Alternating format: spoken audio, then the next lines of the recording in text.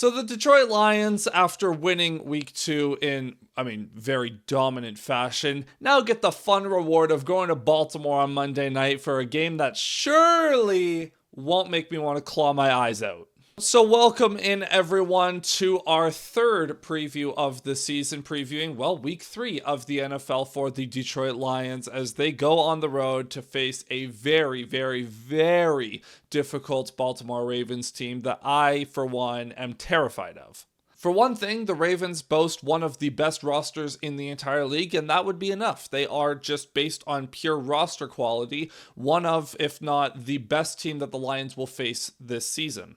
And yet, somehow, that is not enough to encapsulate how difficult of a task this will be on Monday night for the Lions, because if we go back just 2 years, there was a blowout in Baltimore where the Ravens just curb stomped the Lions, and that was a Lions team that went on to the NFC Championship that year, and they also just pose a lot of schematic difficulties for the Lions as well. In every which way, this is just a very tall task and a very good litmus test against one of the NFL's best. So today we are going to break down everything you need to know about this Lions and Ravens matchup heading into Monday night. But before we do, if I could quickly get you to hit that like button and subscribe with notifications turned on. A few weeks ago, I was thankful that you guys for all the support, and we were pushing 200 subscribers, and now 2 weeks later we're already pushing 300. The support lately has been unbelievable since the start of the NFL season. I'm very grateful. It's a very small channel, so if you could take 5 seconds to do those 3 things, it would help us keep growing. Now, I don't want to dwell too much on the 2023 matchup with the Ravens that obviously ended in disaster for the Lions, because that is more a representation of what can and will happen if the Lions don't bring their A game. If the Lions come into this game and they're making mistakes and the Ravens are able to do whatever they want offensively, that is what will happen, right? The Lions just have to play a better game, and that they will. That was just a horrible game a few years ago. That is more of a worst case scenario. A lot has changed since that 2023 team. The interior of the Lions' defensive line in that game was Benito Jones and Isaiah Buggs. We've come a long way.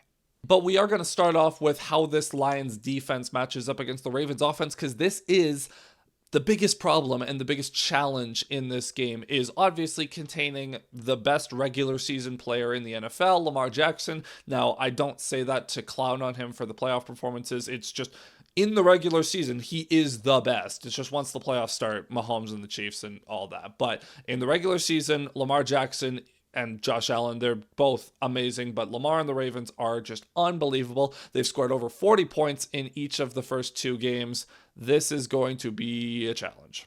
And Lamar Jackson presents a bigger challenge to the Lions than most teams, because most teams recognize, hey, Lamar Jackson is a super mobile quarterback. He can and will run for 100 yards if you don't contain him properly. So they put extra resources, allocate those resources to keeping him in the pocket and trying to avoid the scramble situations. The thing for the Lions is, for as much as they're going to try to do that, they don't defend against mobile quarterbacks in the same way that other teams would.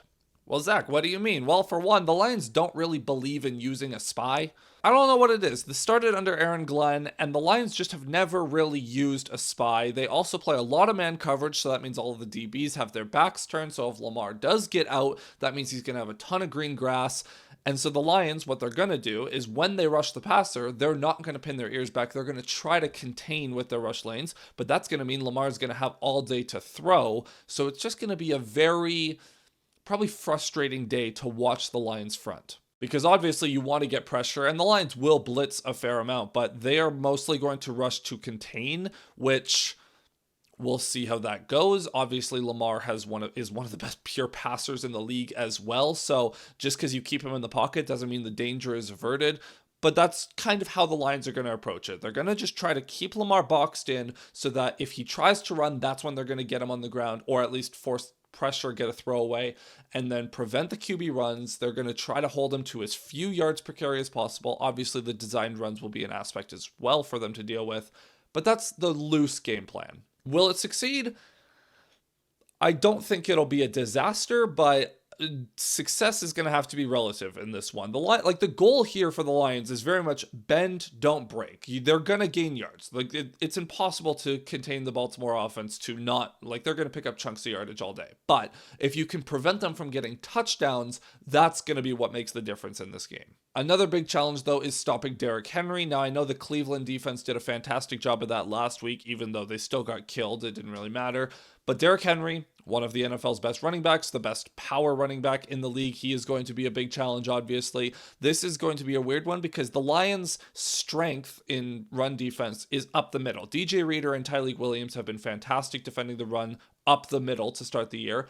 But on the edge, the Lions have kind of struggled to set the edge and keep running backs in the middle, and they've allowed runs to the outside. The outside zone runs have had a lot of success against them. That's when Josh Jacobs found his most success in week 1. That's when DeAndre Swift was having a ton of success, aside from a big hit fumble that happened last week. So I am a little concerned about when Derrick Henry gets to the outside, but up the middle, hopefully they contain him.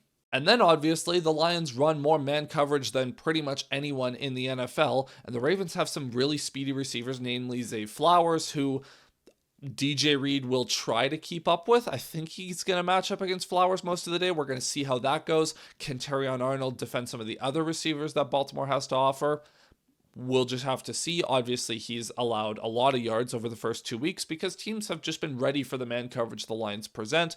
This is going to be a little different because the NFC North teams, they know the Lions very intimately. The Ravens don't know the Lions nearly as intimately. They'll be able to tell, like, okay, the Lions like to play man coverage, but they won't know those tendencies quite as well. So the Lions might be able to mix some things in a little bit better, but I do worry about the man coverage, as I do every week, because the Lions rely on it a little too much, and especially against a mobile quarterback that can evade the blitz, evade pressure, and extend plays. Asking man coverage to hold up for more than 3 seconds can be a problem, so it's just giving me a little bit of anxiety. Wow, that was really doom and gloom, Zach. How about some optimism? Okay, here's some optimism. The Lions have actually shown that they can contain Lamar Jackson in the past, and we have to go back to the 2021 season where the Lions were awful, and they still held the Ravens relatively in check. That was one of Aaron Glenn's best games his first season as Lions defensive coordinator, and Lamar Jackson was kind of held in a box for most of the day. He had a couple nice scrambles, but that was the game that, if you'll recall, the Ravens converted on a 4th and forever to set up a 66-yard, record-breaking, game-winning walk-off field goal. It was a disaster in the end, but overall, the defense actually did a really good job. It's just that was one of the least talented rosters in the modern football era, and so the offense couldn't do anything. However, if you want a little bit of optimism, this defense and this scheme and this system has proven that they can do some decent things against the Ravens in the past.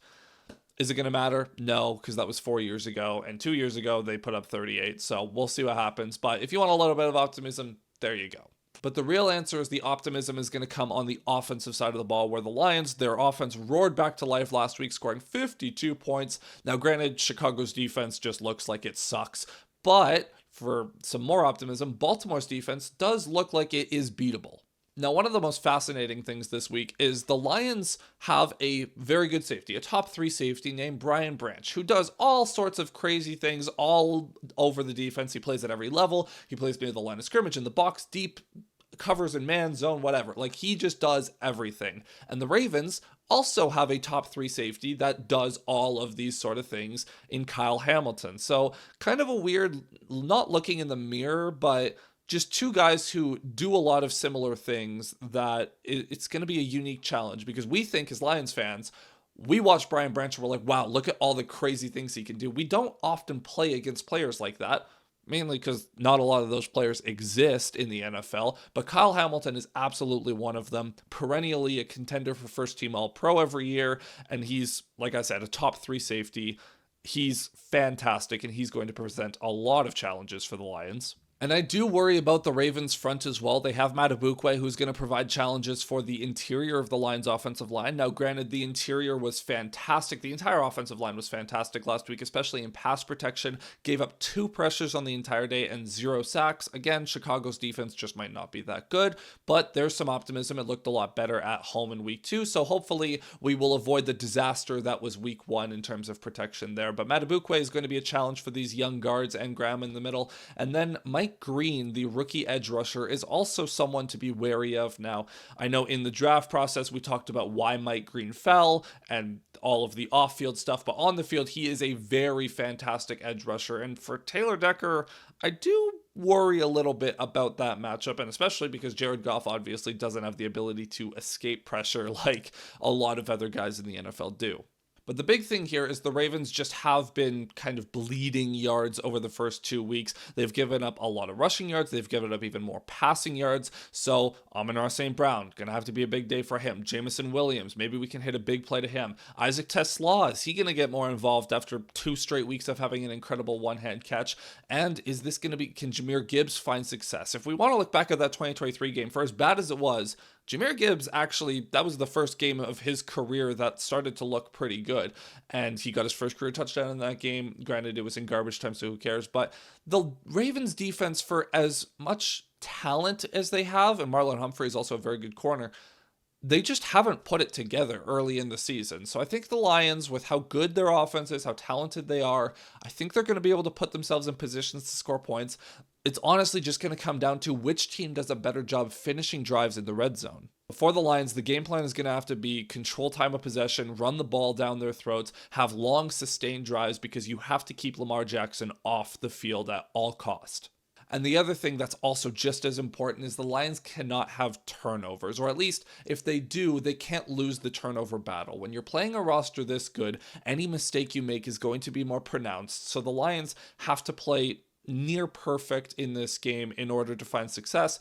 I do think they're very capable of doing that, but obviously executing is a much different story. And then lastly, I have to mention it again. I don't like talking about it, but it is a story. Special teams, special teams, special teams. The Lions special teams has been very subpar through the first 2 weeks. I do not like Grant Stewart as a kick returner. I need Sione Vaki back there. I want Craig Reynolds back there. Just Dominic Lovett, anyone other than a linebacker who's giving you subpar returns every single time. Jacob Sailors, he did have the nice play to start last week where he recognized that the kick was near the sideline and he stepped out of bounds to get the 40 yards.